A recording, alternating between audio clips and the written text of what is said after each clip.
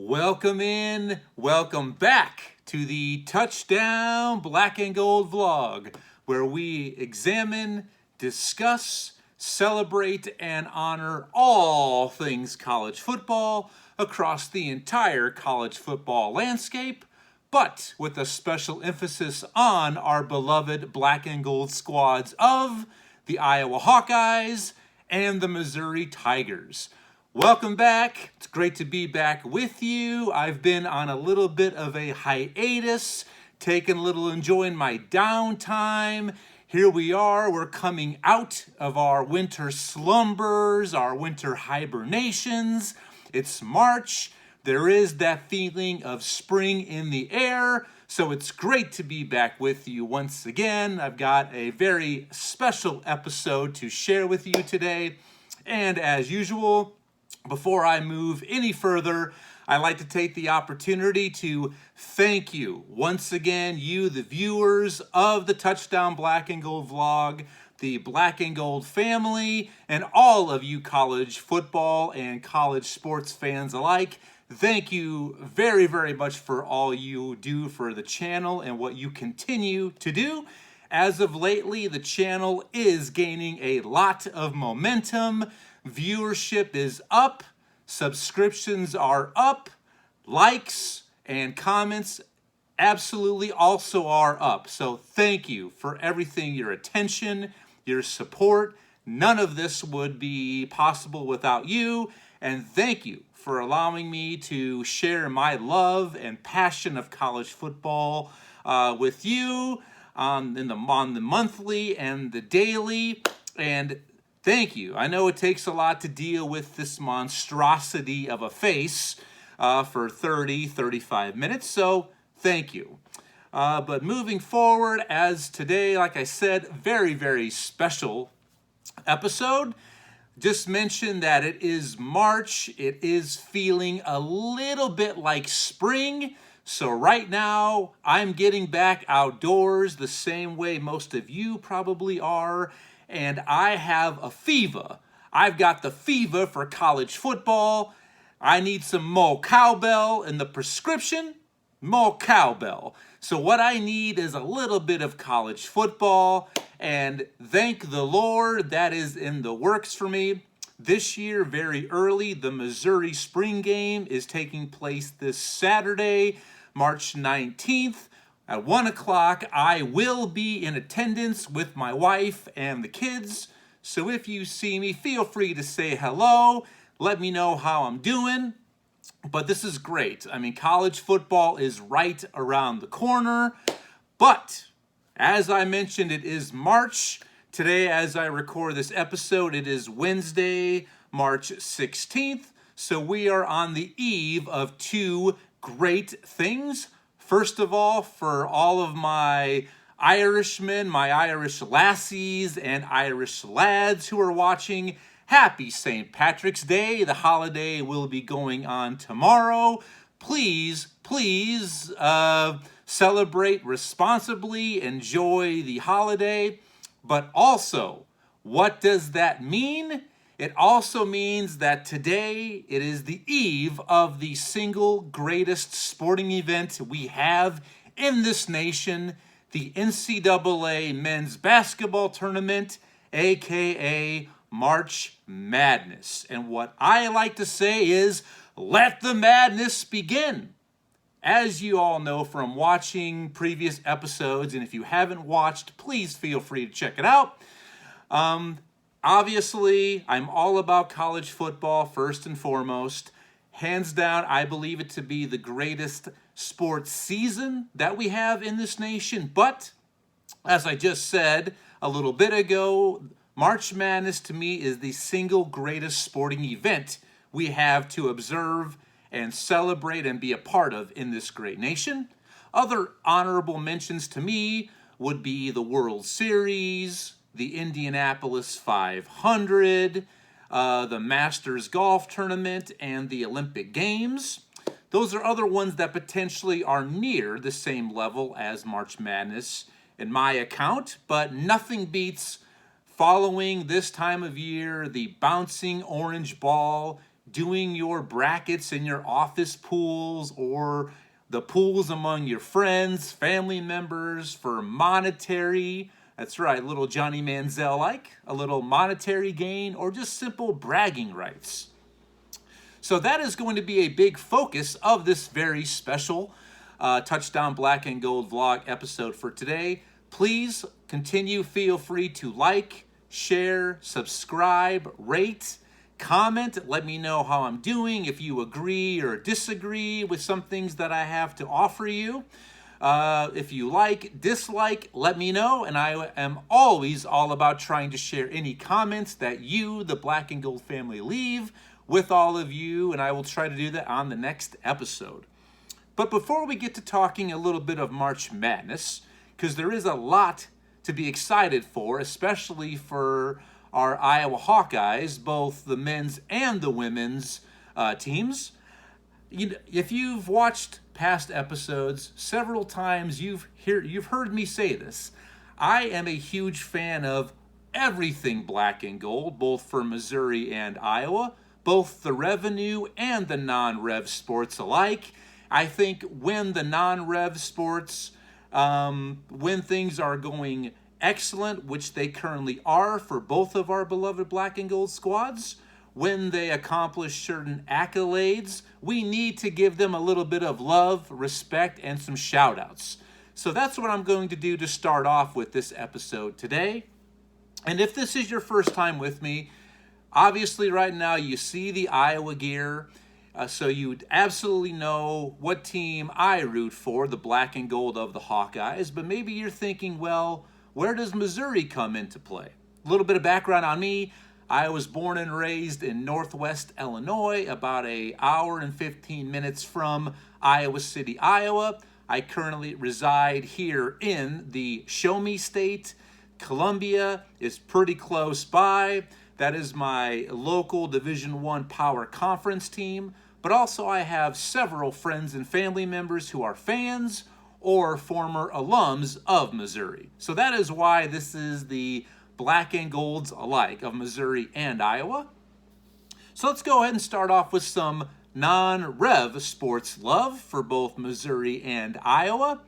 And yeah, I look outside, it's going to be 70 degrees today. I need to get out there and maybe hit up the driving range. Definitely can tell it's been a long winter for all of us. Especially I sit here wearing this shirt. It is tight in all the wrong places and loose in all the right places. So I need to get out there and enjoy it later today. But let's start off with the Missouri women's softball team. Last year was a banner year for the Missouri women's softball program. That momentum, that success, great success, has absolutely trickled and continued this season. Today, as I record this episode, their overall record is 16-6, and they are ranked nationally number 16. They already have wins over number 24, number 9, and number 5. And this is something you really need to make sure to understand how difficult this is when, like college football, the SEC has become the premier conference for women's college softball. So the Missouri women making us proud. Keep it up, ladies. We definitely expect big things from them the rest of the season. Now let's turn our attention to the mats. Let's start with the Iowa men's wrestling program. That's right. If you're an Iowa fan or you're a wrestling fan, you know that the Iowa wrestling is the bee's knees. That has probably been the greatest program in Iowa athletics history, the most consistent, or one of the most consistent, I should say. Currently, the Iowa men's wrestling team, they are ranked number 2 in the nation. They were the runner-up for the Big Ten Conference Championship. Right now, their record is 14-1. And this is worth noting because the NCAA championships are going on this coming weekend. I actually think they start tomorrow, if I'm not mistaken. So Iowa, we're expecting good things from you on the mat. And the Missouri men's wrestling squad, Currently, they sit with a record of 11-4. They are ranked number 9 in the nation, and they are the Big 12. Yes, that's right. That's not a gaffe. It's not a typo. They were the Big 12 conference champions. That's right. The SEC does not offer men's or women's wrestling. So when Missouri did transition to the SEC, the wrestling team still stayed within the Big 12. They did bring home the chip in the Big 12. Congratulations to you, the Missouri men's wrestling squad, as they also begin the NCAA championships this weekend, and I believe it is tomorrow. If I'm wrong, let me know, but I know it definitely begins this weekend, if I'm not mistaken. Next, let's move indoors to the fleet of foots. The Iowa men's indoor wrestling track squad, they defended their previous title from last season and repeated as the Big Ten champion men's indoor track team. Congratulations to the Iowa men's track team, back-to-back champions. Excellent job. Continue to make us proud. Let's look now at the other mat, the gymnastics. Let's start off with the Missouri women's gymnastics squad. Currently, they're ranked number 11, and it's worth noting that just like football, just like softball, the SEC has become the premier conference for women's gymnastics as well. So there they are, sitting just outside the top 10. Keep it up, ladies. The Iowa women's gymnastics squad, currently they're ranked number 23, both showing out, making us proud. And I believe the NCAA championships for women's gymnastics is mid-April.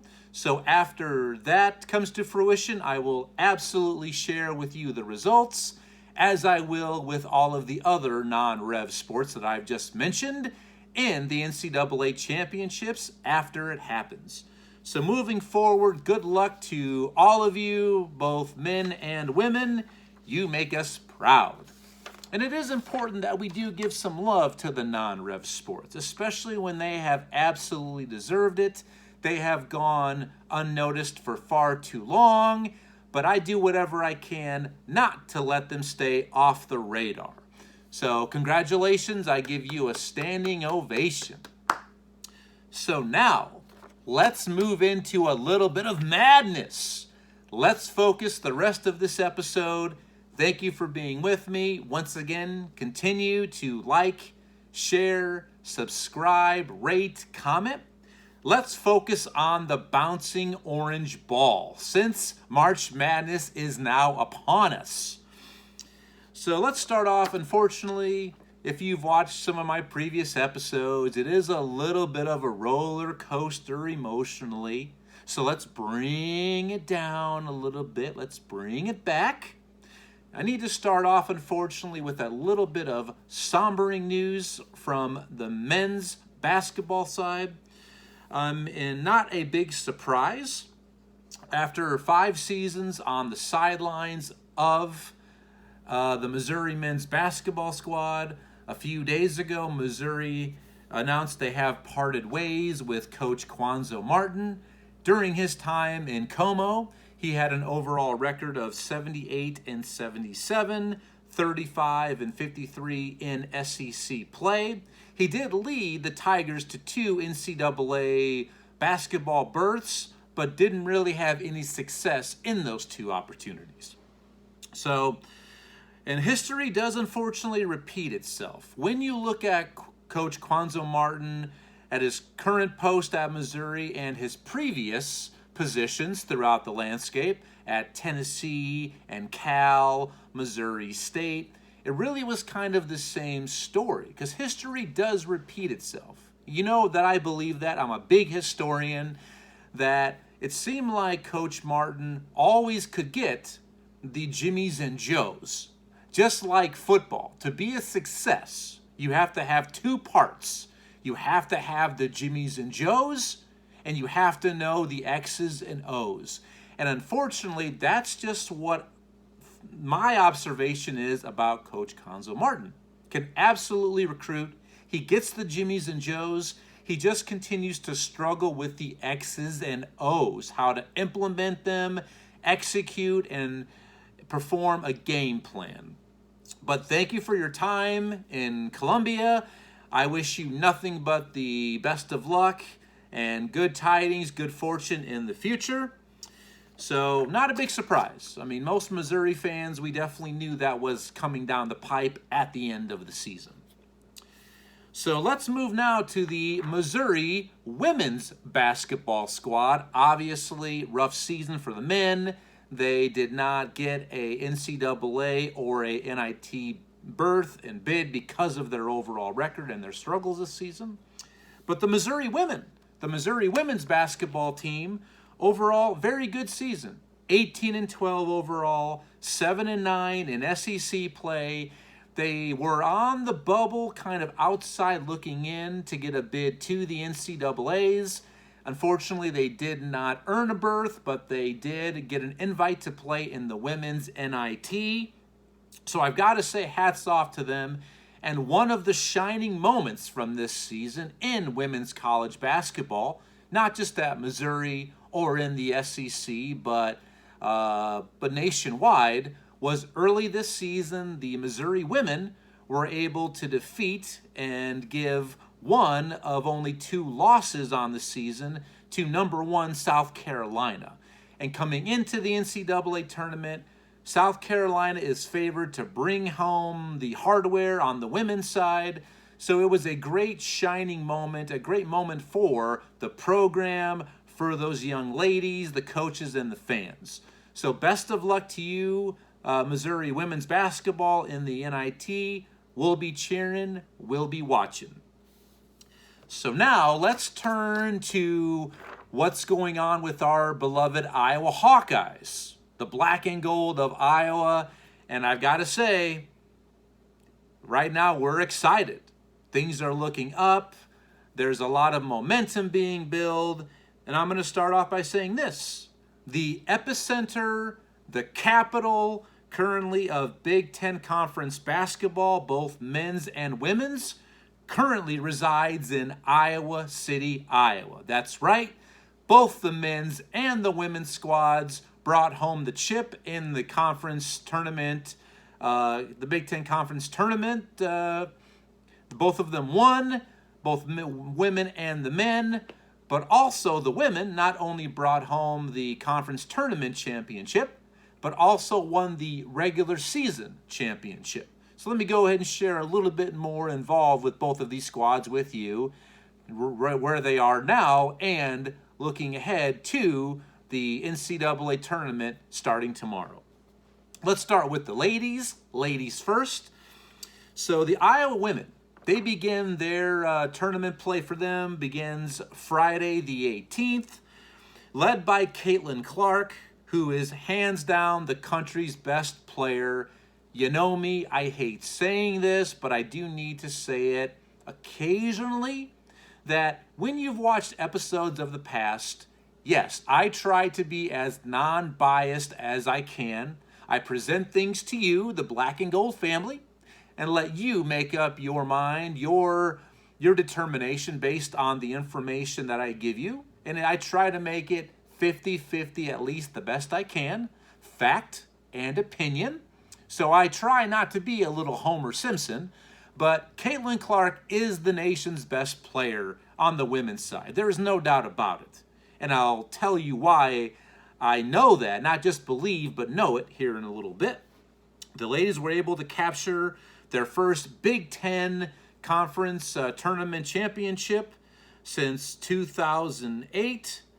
And they did follow that up by winning the Big Ten Conference Championship. So their first regular season Big Ten Conference Championship, a little bit of a gaffe there, their first since 2008, and brought home the chip in the conference tournament as well. Now, the nice thing about this, that helped the Iowa women earn a 2 seed for the NCAA Women's Championship. Caitlyn Clark, I mean, just to prove to you now why she is the nation's best player, she leads the nation not only in points per game, but also assists per game, and she's only a sophomore. To further back that up, which is even more incredible, she led the nation last year as a freshman in points per game. And now with these accolades, the accomplishments of the team and her herself, her teammates around her, there is no way that Caitlyn Clark gets denied the Player of the Year this year. No matter what they do in the tournament, if they flame out early or make a deep run, she will be the Player of the Year in women's basketball. There's no doubt about it in my mind. And I'm not going to even ponder the potential for her not. Because if it happens, it would be highway robbery and then some. But I am absolutely looking forward to watching the Iowa women as a 2 seed. But which is even nicer for them, the first 2 rounds they host in Iowa City. So for them, getting nothing but a Sweet 16 berth, to me, would be a failure and a tragedy on epic proportions. But that being said, best of luck, ladies. We'll be watching, and we are really excited for Iowa women's basketball, led by Caitlyn Clark. If you haven't watched her play, you need to watch her. You absolutely do. She is phenomenal. It's hard for me to find the words to describe her. And I'm going to say this. Now, agree, disagree. It could be blasphemy to some of you Iowa fans, but I believe when it's all said and done, when her career ends in Iowa City, and I know a lot of people normally don't leave early for the WNBA. That's not really what we see happen a lot. That's not the trend. If she stays all 4 years, I believe she will become the greatest Iowa athlete of all time. That's right. Not just in women's basketball, but I think she will absolutely be the #1 head on the Iowa sports Mount Rushmore, if you can imagine that. I think she will become the greatest athlete ever at the University of Iowa. And that's being said, inside, our football field, the gridiron is encompassed by Kinnick Stadium, named after former Heisman Trophy winner Niall Kinnick. So I know what a lot of you are thinking, but I think Caitlyn Clark will be the best athlete ever at Iowa. Period. So good luck, ladies. We'll be watching. So let's now turn our attention to the men's side. And I am absolutely excited. I am stoked. I am just thinking about what the possibilities are for this year's men's squad. And let me just kind of rewind it here and kind of share with you. The men captured over last weekend, they captured their 3rd Big Ten Conference Tournament championship and their first since 2006.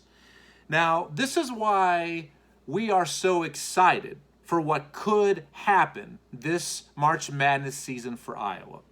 Right now, this team is hotter than Texas chili. They've won 12 out of their last 14 games.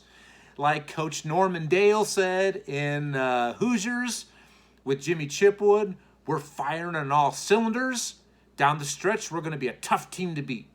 Tough team. And that's where Iowa is. They have absolutely turned the corner from February 1st and after, when you look at statistics. And you know me, I'm a stats guy. They don't lie.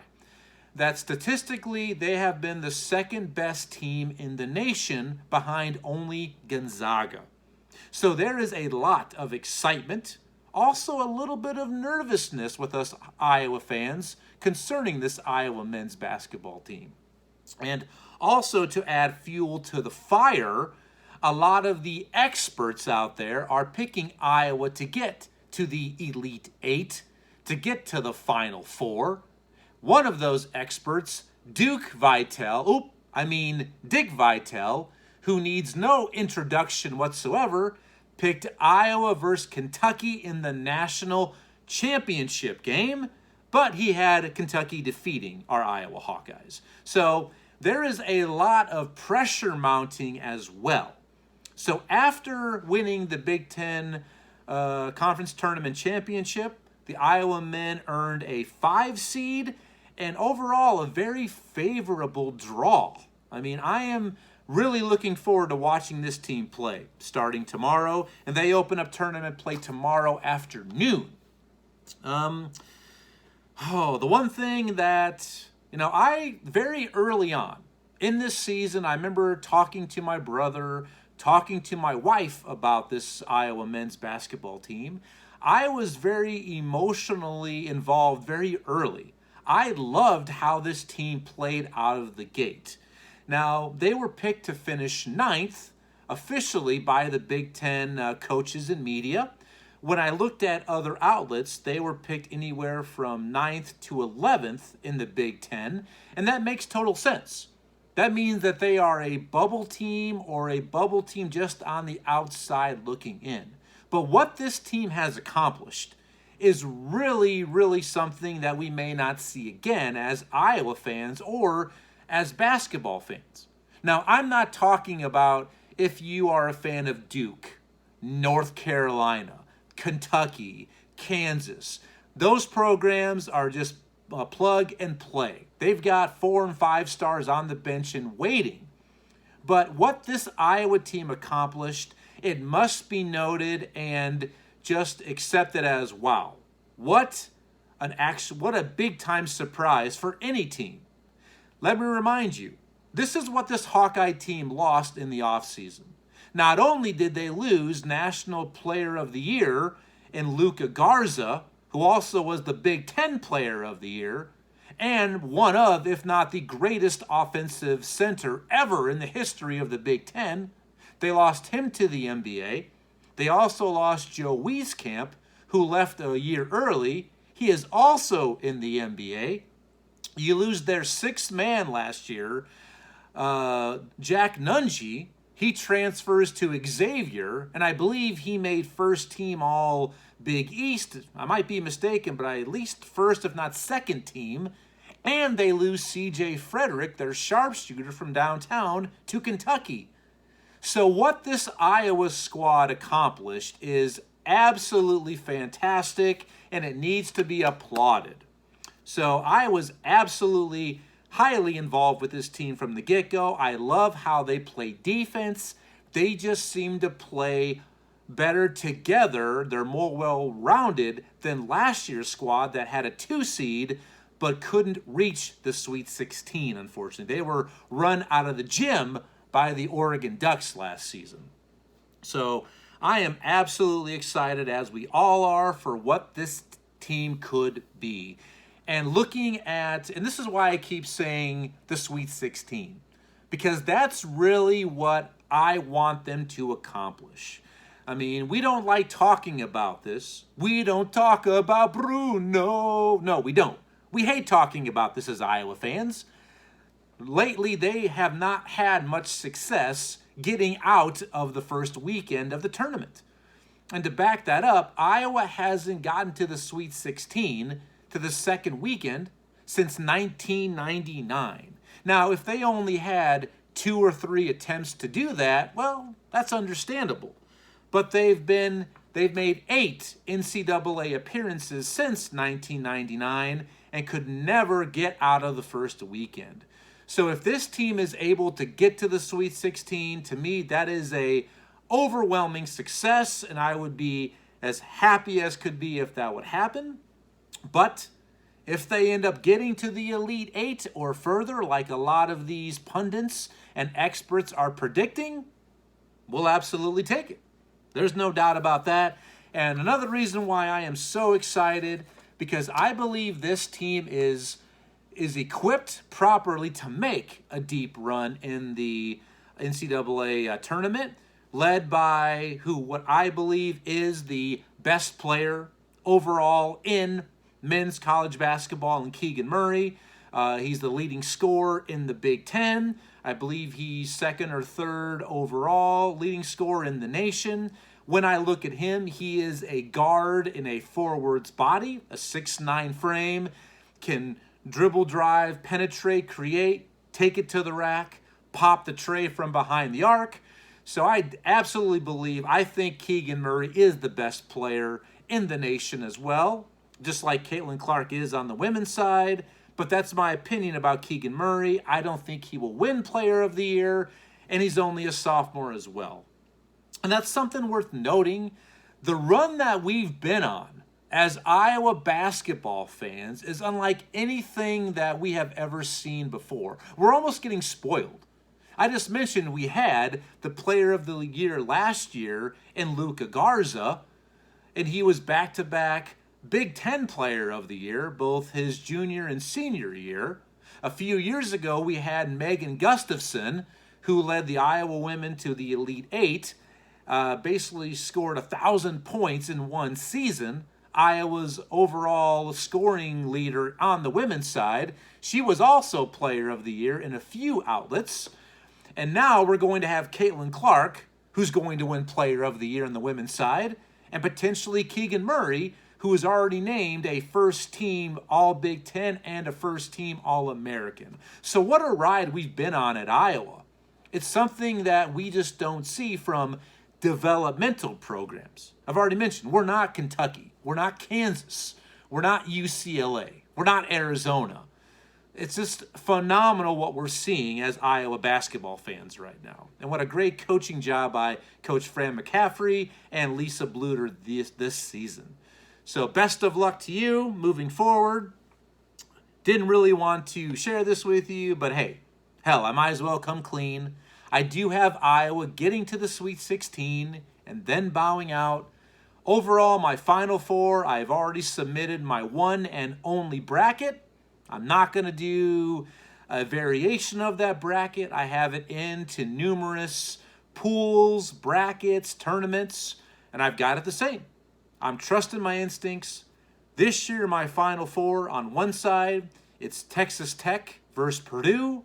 On the other side, it's Arizona versus Auburn. In the national championship game, I have Purdue versus Arizona. And my eventual overall national champion is the Arizona Wildcats. Not only because of the connections between Arizona and Iowa, former coach Lute Olson, who took Iowa to a Final Four, then eventually bolted for the West Coast, built up the Arizona program, won a national championship. Not just the Iowa connections, but I just believe Arizona is the best team in the nation. And when you look at their region and their side of the bracket, definitely looks very enticing, much easier for them to get to the national championship game. And yeah, this Iowa squad, like I said, they are so well equipped. They are much better equipped than last year's squad, maybe even better than the 2006 team that unfortunately lost as a 3 seed in the opening round to the Northwestern State Wildcats. Whatever. But this team reminds me of one of the best teams that I can remember as a young lad. See what I did there with St. Patrick's Day tomorrow? Is 1989. Dudes on that team named Ed Horton, Roy Marble, B.J. Armstrong.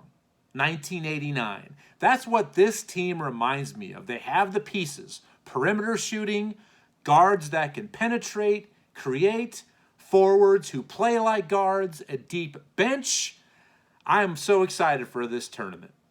But we'll see what plays out. Next week, hopefully I will come back to you and give you the good news. We can share to see how it went on the NCAA wrestling for Iowa and Missouri, the men's programs. And hopefully I can share the good news with you that both the Iowa men and women are in the Sweet 16. But until then, I'm going to be signing off. As always, thank you for everything you do. I appreciate and encourage any likes, shares, subscribes, comments, rates, anything. Let's keep this momentum going. The channel has become a overwhelming success. I am very happy with it, and it's all thanks to you, the Black and Gold family. So until next week, enjoy St. Patrick's Day, drink plenty of green beer, let the Guinnesses flow like wine, where the beer flows like wine. That's right. Enjoy the holiday, enjoy the tournament, This is a great time of year to have fans back in the venues as well. Enjoy the March Madness. Hopefully I will see you next week. But until then, thank you for your attention, your support, and I appreciate you tuning in to today's special episode of the Touchdown Black and Gold vlog. I'll see you soon. Good luck. Go Hawks. Bye-bye.